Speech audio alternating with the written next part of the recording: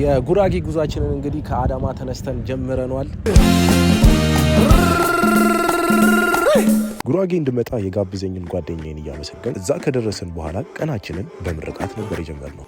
ይጅን ገረደኛ ክብር፣ ቅርንጫፈኛ ክብር፣ አሚን እንደዚህ ልታርሙ ማሳየት ስለማልችል ነው እንጂ እርዱ ላይ እገዛይም አለበት። ብዙም ሳይቆይ ተወዳጁ የጉራጌ ክትፎ መሰራት ተጀመረ። እኛ ከጥሬ ጀምረን እንደዚህ ጣፍጦን እየተመገብን ነበር። ጉራጌ እንግዲህ እንደ ድሮ እንደምታውቋት ውብ ናት። አዎ ውብ ናት። እዩት እስቲ። በቻልኩት መጠን አካባቢውን ዞር ዞር ለብዬ ለማየት ሞክሬያለሁ። በጣም ከተመቸኝ ቦታ ውስጥ አንዱ ይሄ ቦታ ነው። ደመራውንም አብርተን ጨፍረን ተጫውተን ተመርቀን መስቀልም በጉራጌ ብዬ መጣ።